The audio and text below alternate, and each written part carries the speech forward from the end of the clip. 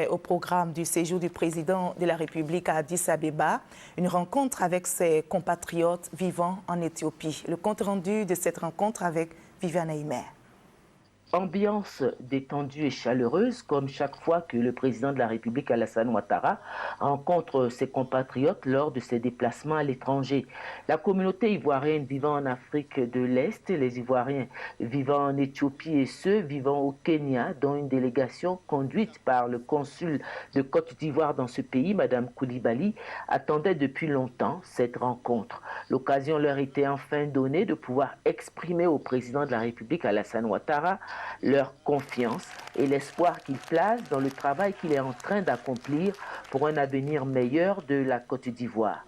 L'ambassadeur de Côte d'Ivoire en Éthiopie, son Excellence Georges Aboua, et le président de la communauté ivoirienne, Dr René Nguetia, ont exprimé ces sentiments forts au président de la République. Excellent Monsieur le Président de la République, vous êtes pour nous un leader pour sauver notre pays du désastre, de positionner de manière efficace et irréversible sur le chemin de la bonne gouvernance économique et politique et pour les doter d'institutions fortes, crédibles et indépendantes. C'est sans détour que le président de la République s'est exprimé à son tour. Il a rassuré ses compatriotes sur la situation en Côte d'Ivoire qui désormais vit dans la paix et est en progrès. Il leur a parlé de son ambition de faire de la Côte d'Ivoire un pays émergent. Il s'est réjoui de ce que l'Union africaine compte de plus en plus de compétences ivoiriennes. Il a dit qu'il veillera à ce que le quota de la Côte d'Ivoire soit respecté au sein de l'organisation panafricaine et au sein des organisations africaines.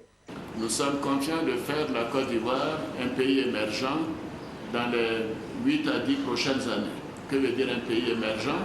C'est un pays où la population a un minimum de revenus annuels, donc de $2000 par an.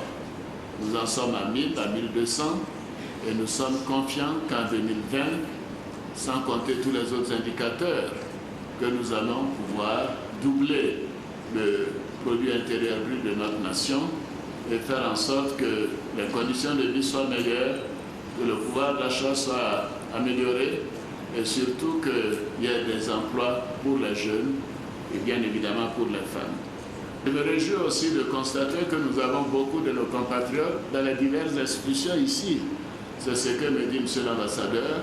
Cela est une bonne chose et nous avons indiqué aux différents responsables que la Côte d'Ivoire a toujours été fidèle à ses engagements, à toutes ses institutions, mais que la représentation ivoirienne est très faible. Et nous demanderons qu'on tienne compte de la position, de la place de la Côte d'Ivoire dans toutes ces institutions et que les promotions tiennent compte de la qualité et de la compétence de nos compatriotes. Plusieurs autres sujets ont été abordés. Le président de la République a demandé à ses compatriotes de bannir tout comportement tribaliste. Les Ivoiriens résidant en Éthiopie sont originaires de toutes les régions de Côte d'Ivoire. Ils sont regroupés en une association dénommée AIR. Les membres féminins de cette association sont baptisés les Mamans Ivoire. Elles participent aux côtés de l'ambassade à la promotion de la Côte d'Ivoire à travers l'organisation de foires commerciales pour faire connaître les produits ivoiriens.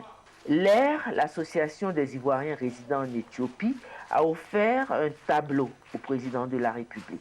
À la fin de la rencontre, le président de la République a fait un geste à l'endroit de ses compatriotes en leur offrant la somme de $20 000.